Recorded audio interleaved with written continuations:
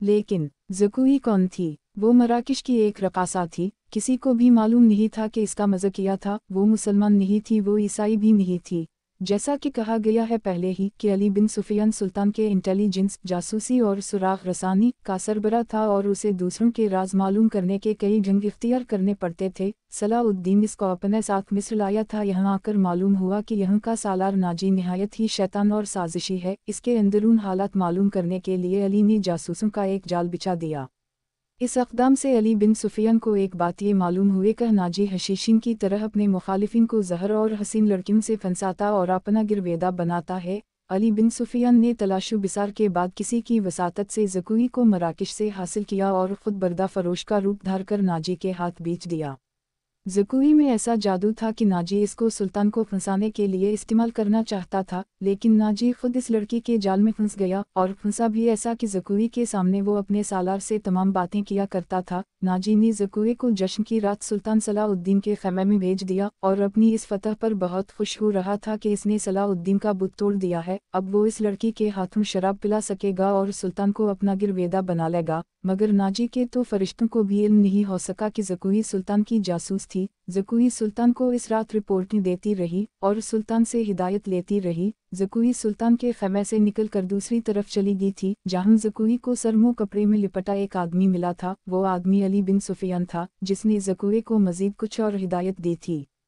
इसके बाद ज़कुई नाजी के घर से बाहर ना निकल सकी, जिसकी वजह से वो अली को कोई रिपोर्ट ना दे सकी। आखिरकार उसको इस रात मौका मिल गया और वो ऐसी रिपोर्टें लेकर पहुंची जिसका इल्म सिर्फ अल्लाह ही को था। ये ज़कुई की बदनसीबी थी कि ज़कुई के खिलाफ हरम में सिर्फ इसलिए साजिश हुई कि इसने नाजी पर कब्जा जमाया है। ये साजिश कामयाब रही और ज़कुई कत्ल हुई, लेकिन मरने से पहले वो तमाम इत्तलाएं सुल्तान तक पहुंचाने में कामयाब रही। ज़कुई के मरने के कुछ अरसा बाद वो मुआवजा जो अली बिन सुफियान ने ज़कुई के साथ तय किया था, सुल्तान की तरफ से इनाम और वो रकम जो अली बिन सुफियान ने नाजी से बर्दा फरोश की सूरत में नाजी से वसूल की थी, मराकश में ज़कुई के माजूर वालिदैन को अदा कर दी गई। मौत के इस रात के सितारे टूट गए और जब सुबह हुई तो अली बिन सुफियान 8 सवारों के साथ इंतहाई तेज़ रफ्तारी से शुमाल मशरिक़ की तरफ जा रहा था। आबादियाँ दूर पीछे हटती जा रही थी। अली को मालूम था कि शाह फ्रंट के हेडक्वार्टर तक पहुंचने का रास्ता कौन सा है। रात इन्होंने घोड़ों को आराम दिया। ये अरबी घोड़े थे जो थके हुए भी ताज़ा दम लगते थे। दूर खजूर के चंद दरख्तों में अली को 2 घोड़े जाते नजर आए। अली ने अपने दस्ते को रास्ता बदलने और टेलों के साथ साथ हो जाने का कहा। अली सहरा का राजदान था, भटकने का कोई खदशा न था। अली ने रफ्तार और तेज कर दी। अगले 2 सवारों और इस दस्ते के बीच कोई 4 मील का फासिला रह गया।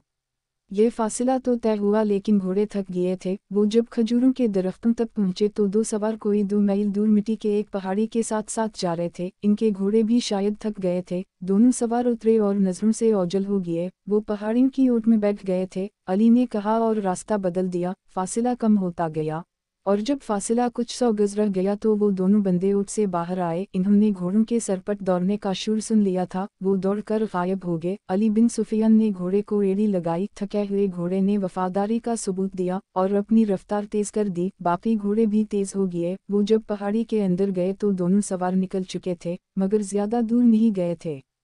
वो शायद घबरा भी गए थे। आगे रेतली चट्टानें भी थीं, इन्हीं रास्ता नहीं मिल रहा था। कभी दाएं जाते कभी बाएं। अली बिन सुफियान ने अपने घोड़े एक सफ में फैला दिए और भागने वालों से 100 गज दूर जा पहुंचा।